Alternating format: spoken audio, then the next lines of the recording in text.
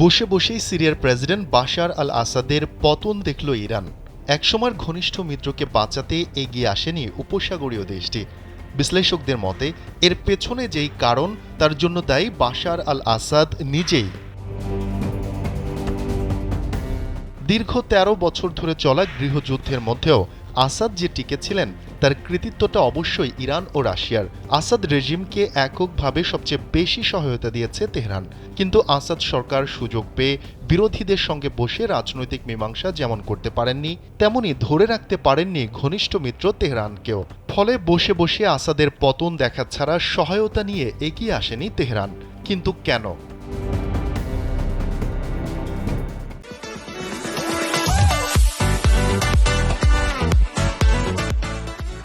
এ বিষয়ে সংবাদ মাধ্যম মিডল ইস্ট আইয়ে একটি নিবন্ধ লিখেছেন রাজনৈতিক বিশ্লেষক মাজেদ মান্দুর।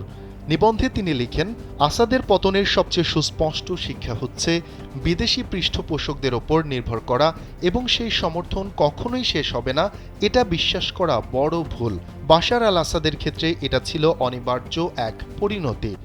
আসাদ ইরানের কাছ থেকে ব্যাপক সমর্থন পেয়েছিলেন। তার মধ্যে এই আত্মবিশ্বাস জন্মেছিল যে প্রতিরোধের অক্ষে তিনি একটি অপরিহার্য অংশ।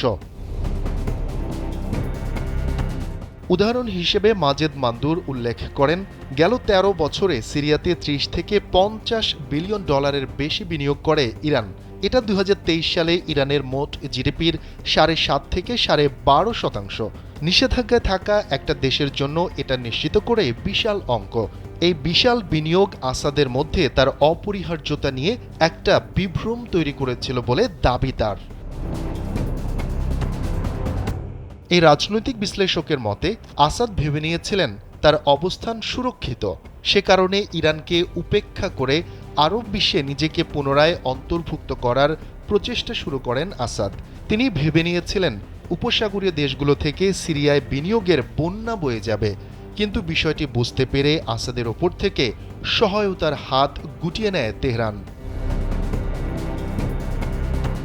নিবন্ধে দাবি করা হয়, ইসরায়েলের সঙ্গে সংঘাতের সময় ইরানের পক্ষে সক্রিয়ভাবে অংশ নেননি আসাদ।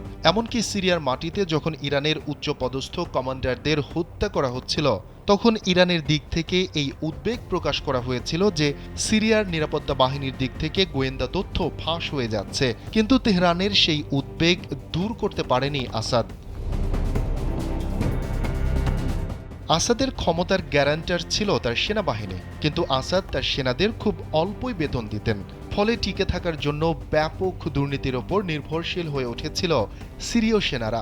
এটা সেনাবাহিনীকে কার্যকর একটি লড়াকু বাহিনীতে পরিণত করতে ব্যর্থ হয় এবং তার পতনের জন্য পথ তৈরি করে দেয়।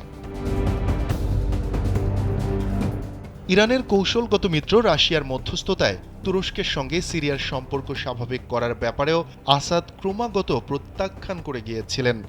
দেশের মধ্যে বিরোধীদের সঙ্গে এবং বাইরে প্রতিদ্বন্দ্বীদের সঙ্গে সমঝোতা করতে না পারার ব্যর্থতা আসাদের পতনের পথকে সুগম করে দেয়।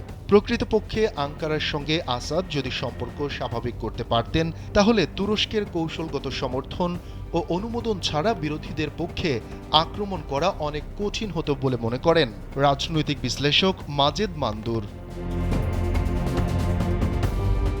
শফিকুল ইসলাম শান্ত, কালবেলা ডেস্ক।